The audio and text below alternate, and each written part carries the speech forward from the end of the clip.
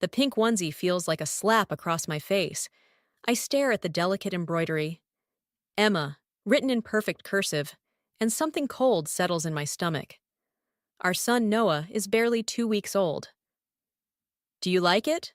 Ryan asks, his smile too bright, too eager. He's standing in our bedroom doorway, watching me unwrap his special gift with those earnest blue eyes that used to make me melt. Now they just make me want to scream. I'm Victoria, and 5 minutes ago I thought I had a perfect life. It's pink, I manage, my fingers tracing the letters. Each loop of the E feels like a knife twisting deeper. And it says Emma. Oh! Ryan's face drops for a split second before he recovers. Must be a mix-up at the store. I'll return it tomorrow. I fold the onesie carefully, methodically, buying time while my mind races. The embroidery is custom. You had to special order this. Come on, Vic. I've been working 60-hour weeks. I probably grabbed the wrong package at the boutique. He crosses the room, reaching for the gift box. Give it here. I'll sort it out. I pull back, clutching the onesie to my chest. Who's Emma? Jesus, you're being paranoid. He laughs, but it sounds hollow. Sleep deprivation getting to you? From the nursery, Noah starts crying. Ryan immediately backs toward the door. I should check on him. I just fed him. He's fine. My voice comes out steadier than I feel. Who is Emma, Ryan? He runs a hand through his perfectly styled hair. A tell I've learned means he's scrambling for words. This is ridiculous. I made a mistake with a baby gift, that's all. You don't make mistakes like this. I stand up, still holding the onesie. You're the most detail-oriented person I know. It's why you're the top realtor at your firm. You triple-check everything. Maybe I'm slipping. He flashes that winning smile that closes million-dollar deals. Having a newborn does that to you. Does what? Makes you order pink clothes with another baby's name for your son? The crying from the nursery gets louder. Ryan gestures toward the sound. He needs us. Answer me! There's nothing to answer! He snaps, facade cracking. You're turning a simple mix-up into some kind of conspiracy theory. This isn't healthy, Vic. I walk to his closet, yanking open the drawer where he keeps his receipts. Another habit of his obsessive organization. The boutique receipt is right on top, dated 3 days ago. Custom embroidery for a pink onesie, size 003 months. You ordered this deliberately. My voice shakes now. Why? He grabs the receipt from my hand, crumpling it. Stop this. You're being hysterical. Hysterical? I laugh, and it sounds slightly unhinged even to my ears. Our son is 2 weeks old, and you're buying baby clothes for someone named Emma. What am I supposed to think? Nothing. You're supposed to think nothing because there's nothing to think about. He's shouting now, matching Noah's wails. This is exactly why I've been working late. You've been impossible since the baby came. The words hit like a physical blow. I step back, bumping into his dresser. A frame tips over, our wedding photo.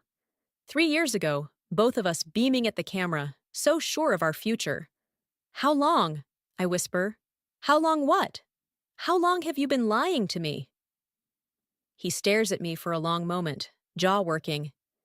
Then he turns and walks out, calling over his shoulder. I'm going to check on my son. When you've calmed down, we can discuss your paranoid delusions. I watch him go, still clutching the pink onesie. Through the wall, I hear him cooing to Noah, his voice gentle and loving, everything a father should be.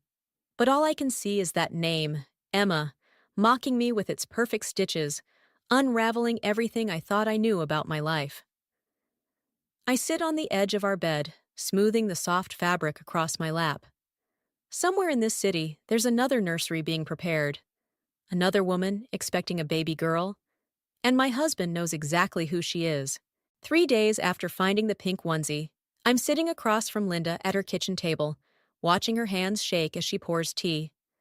The china cup rattles against its saucer, the good set she only brings out for serious conversations.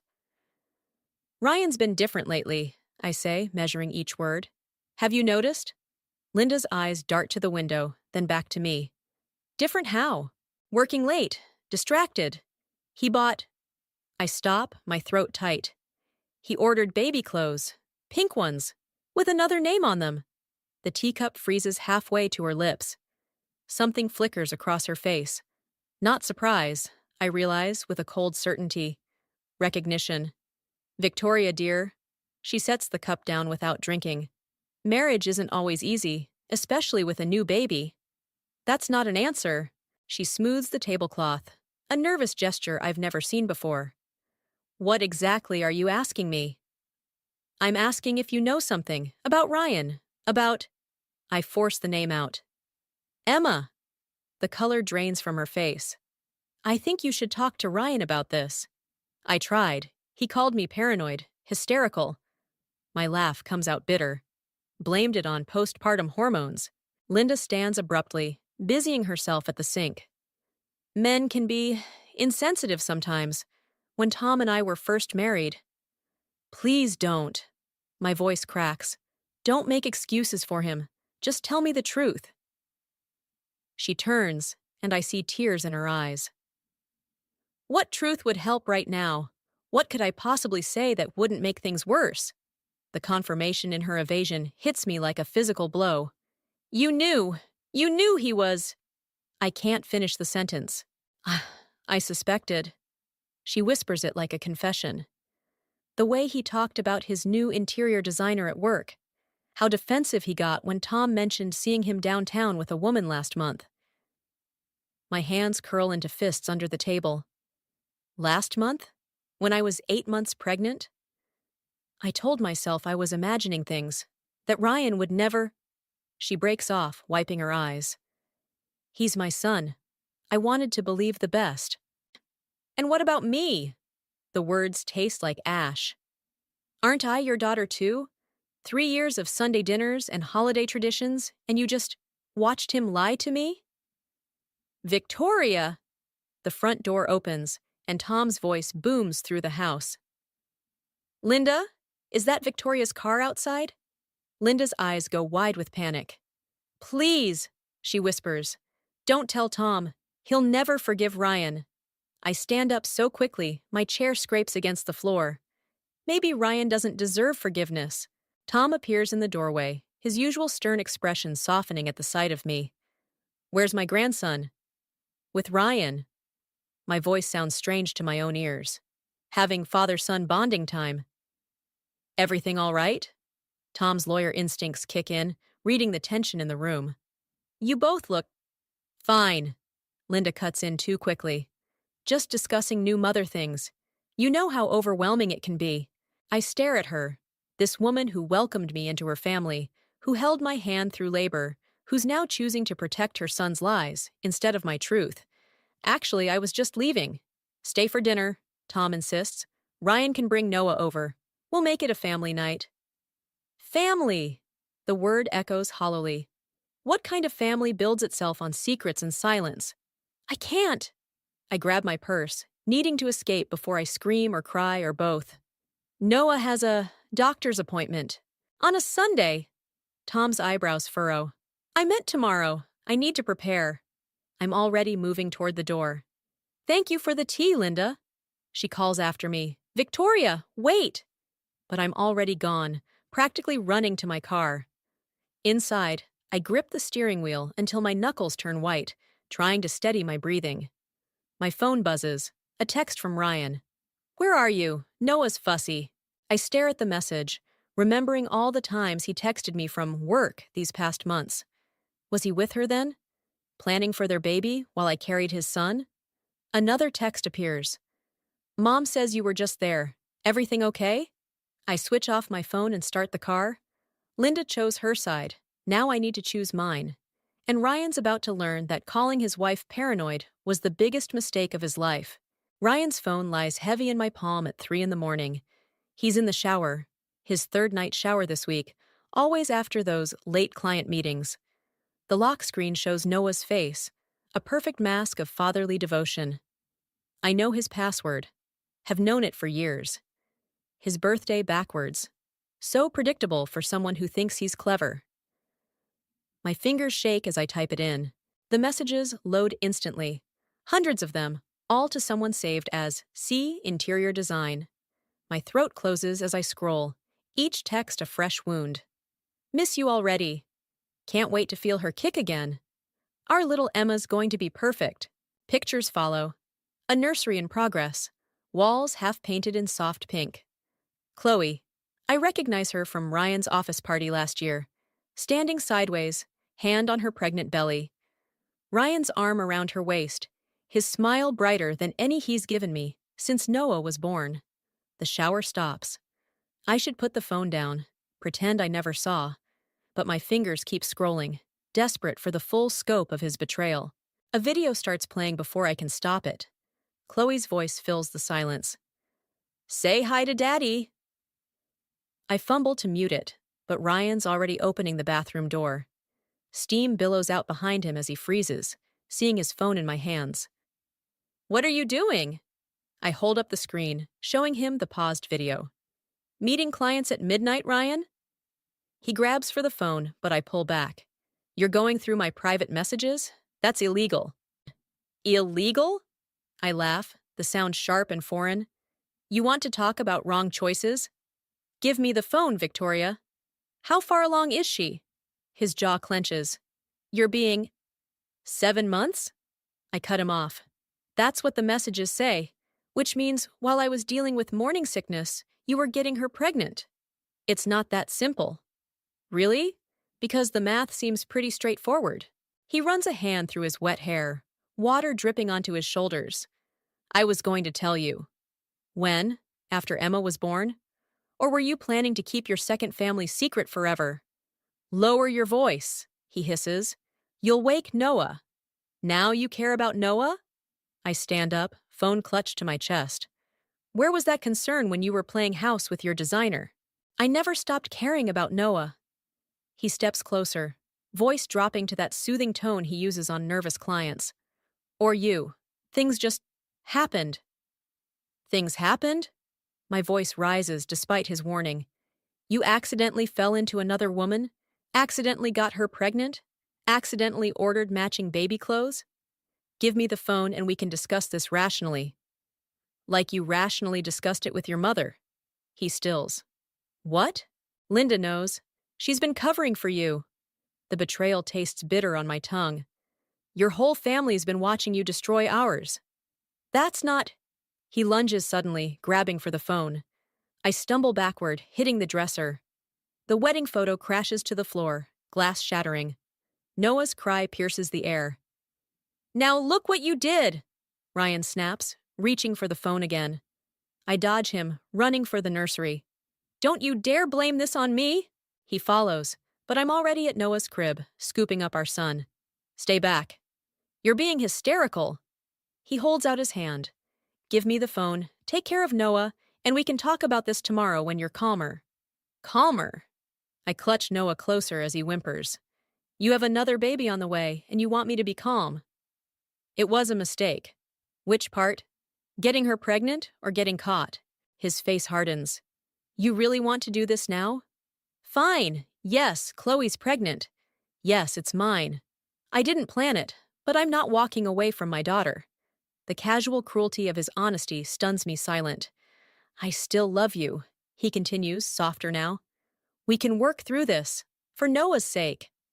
I look down at our son, his tiny face scrunched in confusion at the tension around him.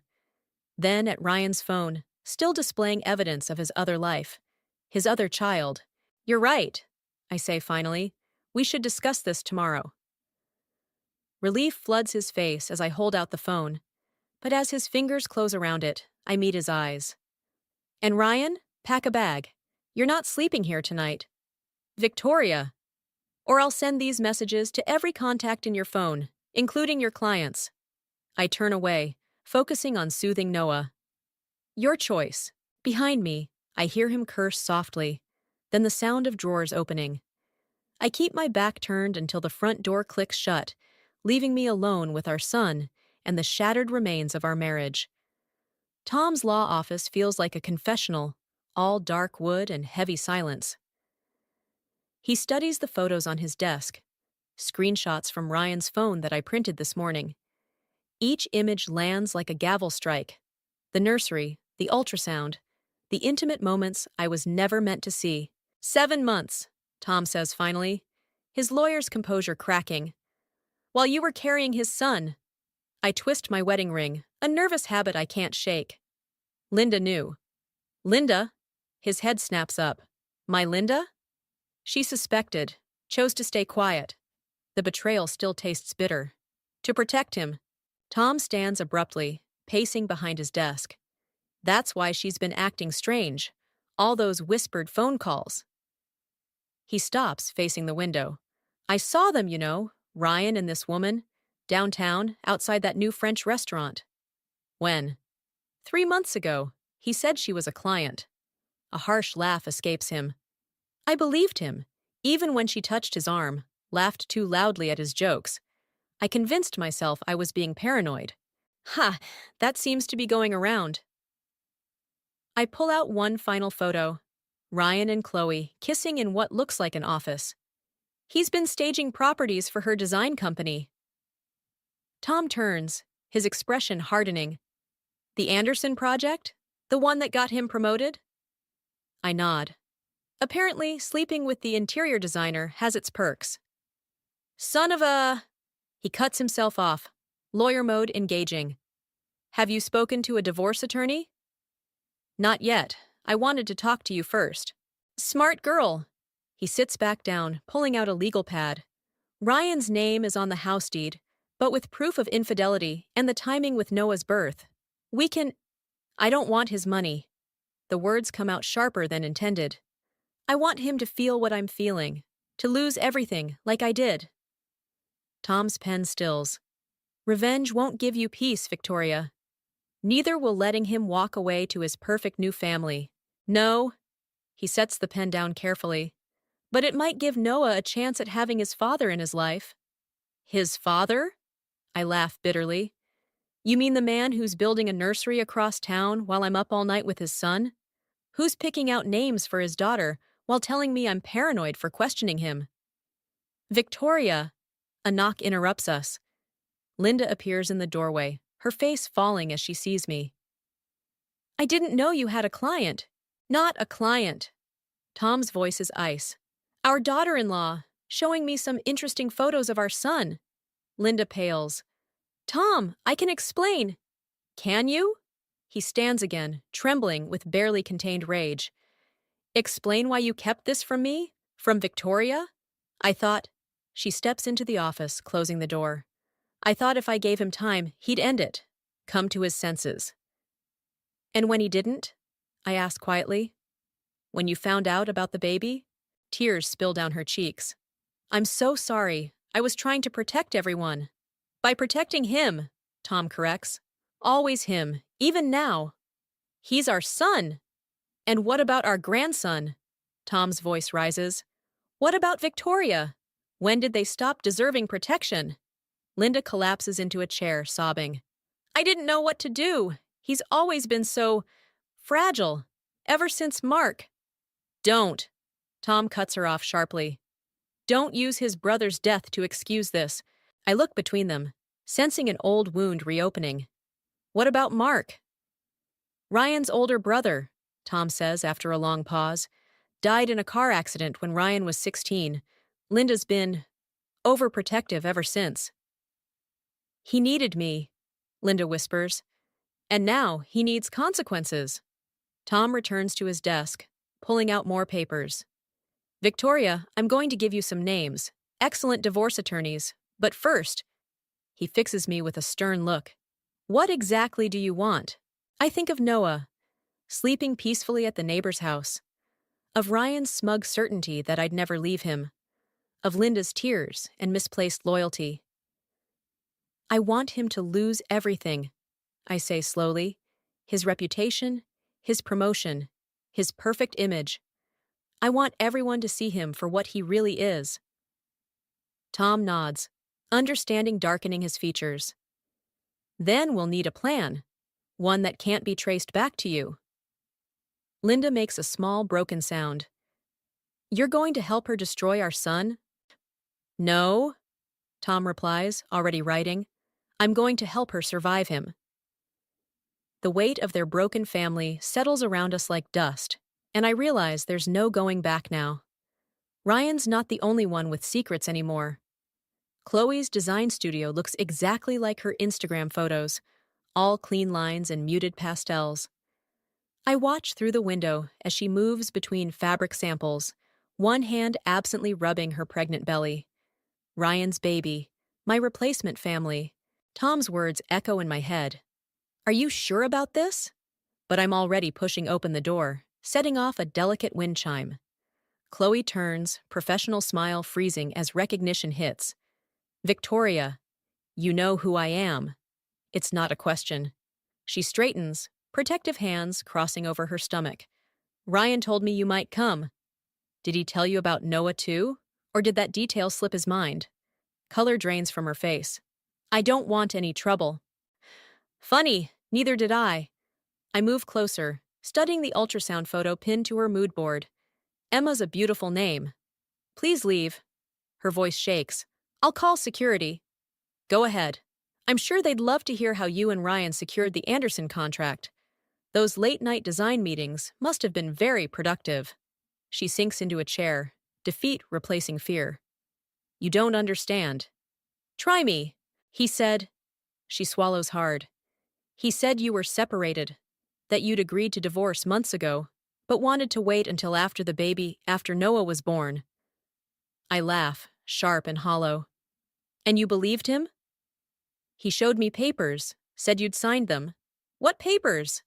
She reaches for her phone, hands trembling as she pulls up photos. Divorce papers, dated 6 months ago, with what looks like my signature at the bottom. My stomach lurches. That's forged. What? I never signed anything. I grab her phone, zooming in. He copied my signature from our mortgage documents. Chloe makes a small, broken sound. No?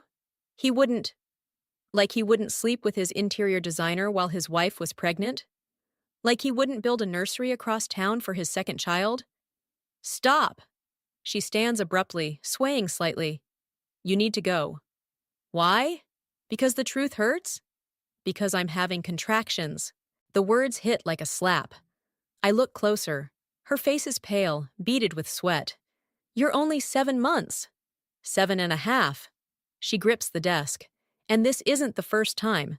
Doctor said stress could trigger early labor. Something shifts in my chest. Not quite sympathy, but recognition. Another woman trapped in Ryan's web of lies. Do you need a hospital? I need you to leave. Tears streak her makeup. Please, I can't. I can't process this right now. My phone buzzes. Ryan's name on the screen. Of course he knows I'm here. Probably has someone watching the studio. He's calling you too, isn't he? Chloe asks quietly. I show her my screen. She turns her phone around. Same caller. Perfect, Ryan, I say bitterly. Always trying to control everything. Everyone, she corrects, then doubles over with another contraction. I should leave. Let her deal with the consequences of sleeping with a married man. Let Ryan clean up his own mess.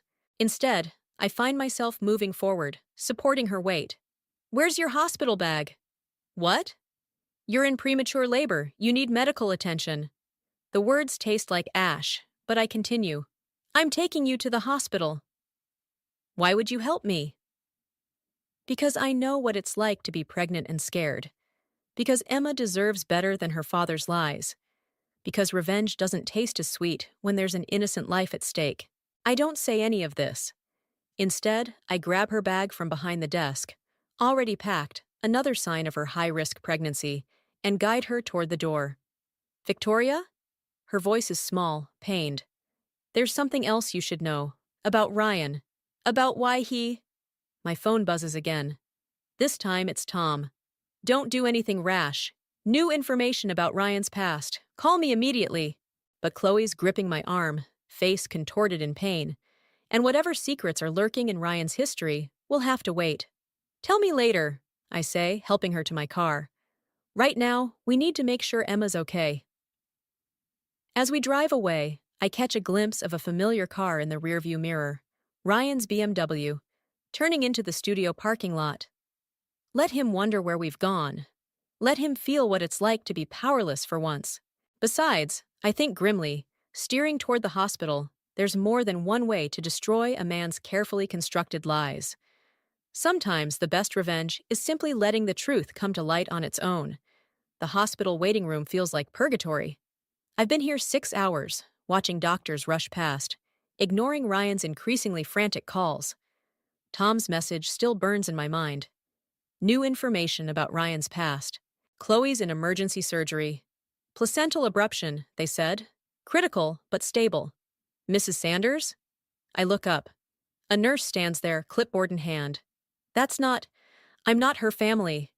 You're listed as her emergency contact. She consults her notes. Added this afternoon. Before I can process this, Ryan bursts through the doors, Linda trailing behind him. He spots me and freezes. Where is she? Surgery. My voice sounds distant, hollow. They're trying to save your daughter. Linda makes a small, broken sound. Ryan steps forward, face twisted with something between rage and fear. This is your fault, if you hadn't upset her. My fault. I stand, weeks of anger suddenly boiling over. You forged divorce papers, you built a life on lies, and you dare blame me? What papers? Linda asks, but Ryan talks over her. I was going to tell you everything, after Emma. After what? After you had your perfect new family? Your do-over baby? Don't. His voice drops dangerously. Don't talk about Emma like that. Why not? Isn't that what this is about? Replacing your brother's memory with a daughter named after him? The words hang in the air like smoke. Linda gasps. Ryan's face goes white. Tom told you. No. I laugh bitterly. Chloe did, right before she started bleeding. Told me all about how you convinced her to name the baby Emma, after your brother Mark's daughter, the one who died with him in that car crash. Ryan grabs my arm, fingers digging in. You don't know what you're talking about. Let go of her. Tom's voice cuts through the tension. He stands in the doorway, holding a manila envelope. Or should we add assault to the list of charges? Charges? Linda steps between us. What charges? Tom opens the envelope, pulling out documents. Fraud, for starters. Those forged divorce papers. Then there's the Anderson contract. Interesting how it was awarded right after you started sleeping with the interior designer. You can't prove anything, Ryan snarls, but his grip loosens. Actually, I can.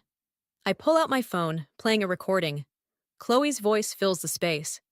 He showed me papers, said you'd signed them. Ryan lunges for the phone, but Tom blocks him.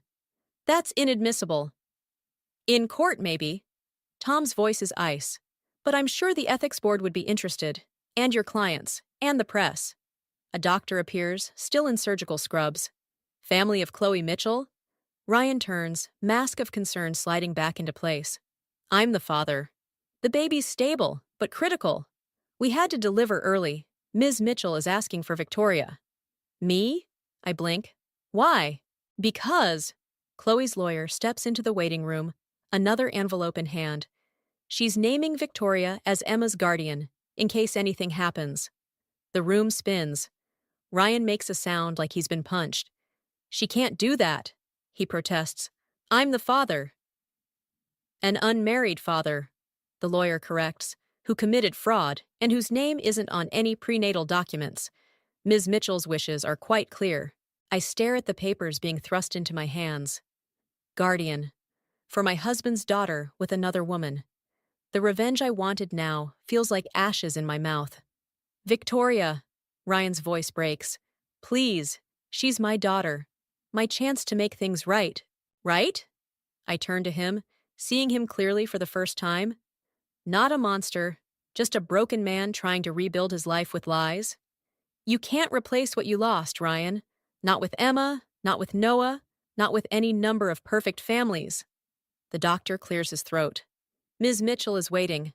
I look at the papers in my hands, then at Linda's tears, Tom's grim determination, Ryan's desperation. 3 weeks ago, I had a perfect life. Now I'm standing in a hospital, holding guardianship papers for my husband's premature daughter, while my newborn son sleeps at home with a neighbor. Take me to Chloe, I say finally. As I follow the doctor, I hear Ryan collapse into a chair, Linda's soft consolations, Tom's heavy sigh. The weight of their broken family, our broken family, settles onto my shoulders like a shroud. Some revenge stories, I'm learning, have no winners, only survivors. Chloe's hospital room is dimly lit, machines beeping steadily. She looks small against the white sheets, nothing like the confident woman from her design studio. Emma? Her voice cracks. Stable, in NICU. I hover by the door, unsure of my place in this twisted scenario. Why me? For guardianship? Because you'll protect her. She shifts, wincing. From him, from becoming another replacement. The door opens. Ryan stands there, looking wrecked. Chloe, please! Don't! She tries to sit up, monitor alarms spiking. You lied to me, about everything. I loved you, love you both. Like you loved your brothers Emma? The words hit him like physical blows. Tell her, Ryan. Tell Victoria about the first Emma. He grabs the doorframe, knuckles white. This isn't the time. My daughter's fighting for her life because of your lies. Chloe's voice strengthens with anger. Tell her why you really chose me, why you needed another Emma. I watch him crumble, the perfect facade finally shattering. Mark was driving. The night of the accident. My niece Emma was in the back seat. Ryan! Linda appears behind him, reaching out. He jerks away. I was supposed to be there, was supposed to pick them up, but I had a date. Mark covered for me, like always. The perfect older brother, Chloe says bitterly. Until he wasn't. I saw Chloe at a client meeting. Ryan's words tumble out now, unstoppable. She looked like Mark's wife. Same smile. When she said she'd always wanted a daughter. You saw your chance, I finish. To rewrite history. I could make it right. Give Emma the life she lost.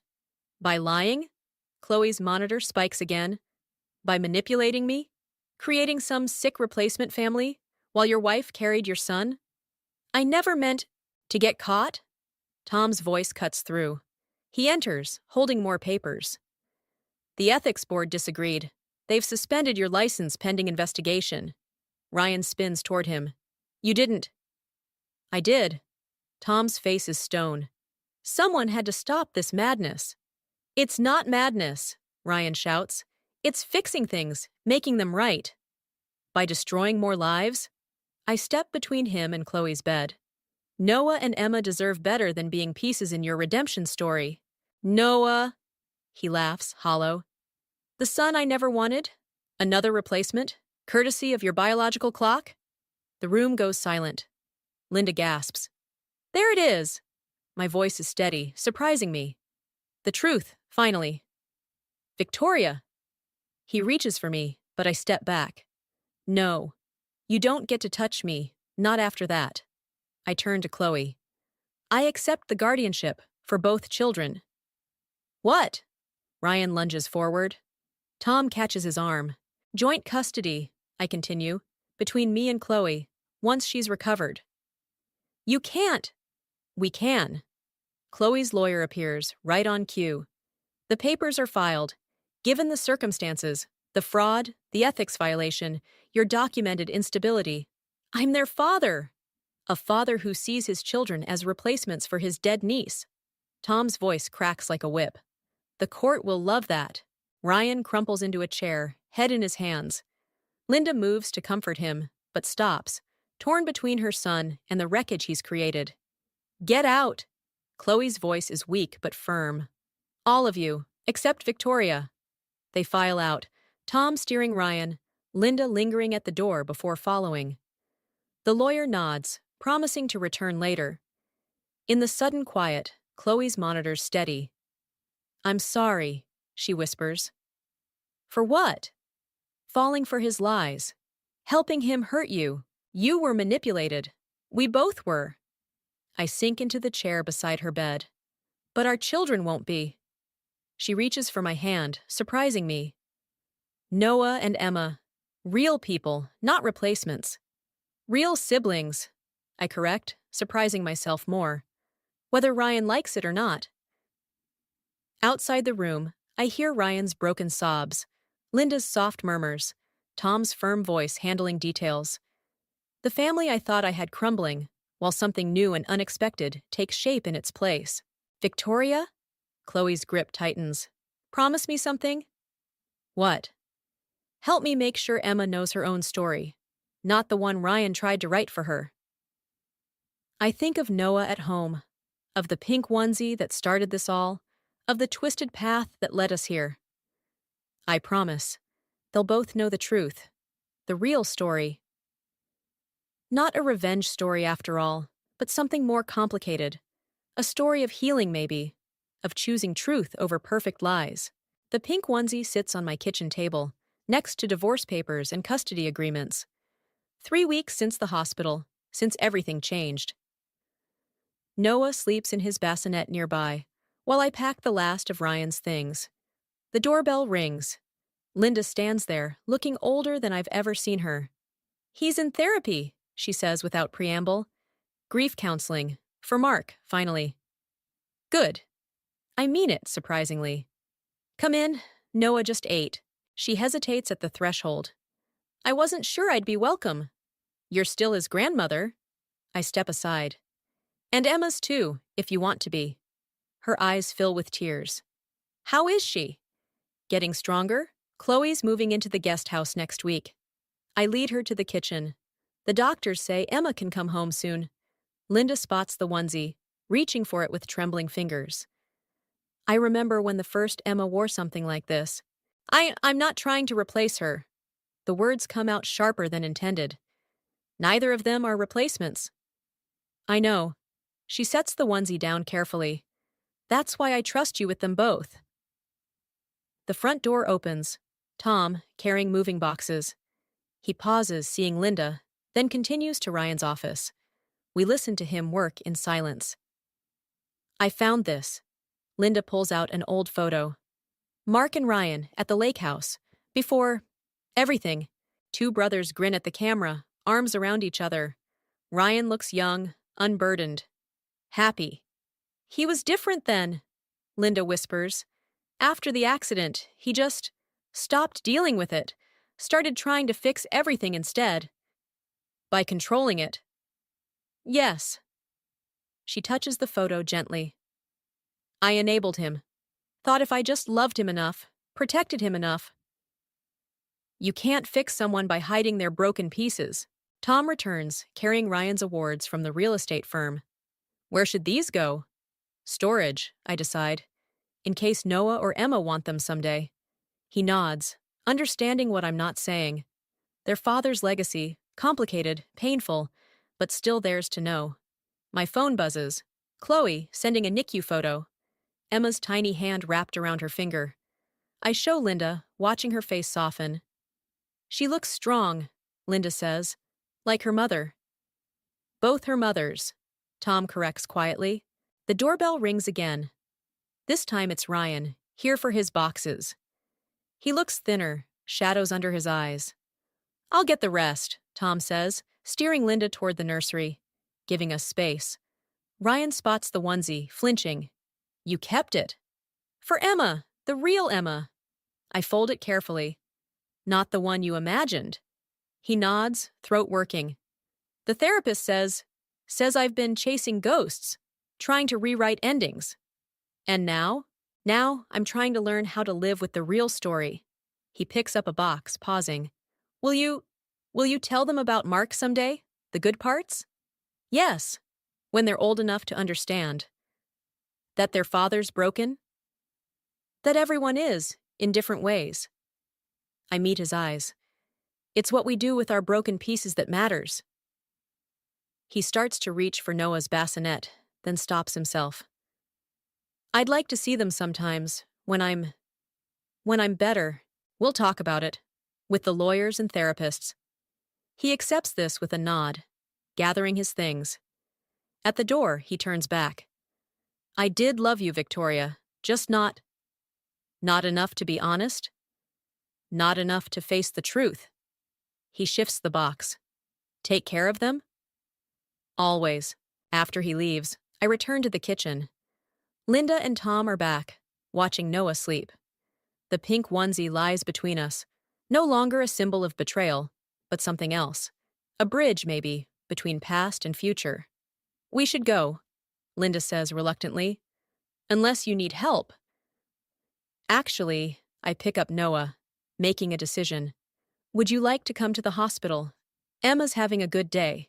Chloe said we could visit. Linda's face lights up. Tom squeezes her hand. As we leave, I grab the onesie. Not for the ghost of a little girl lost years ago, but for the real Emma fighting to come home. For the complicated, imperfect family we're becoming. Sometimes revenge isn't about destroying someone's perfect lies. Sometimes it's about building something true from the wreckage they leave behind.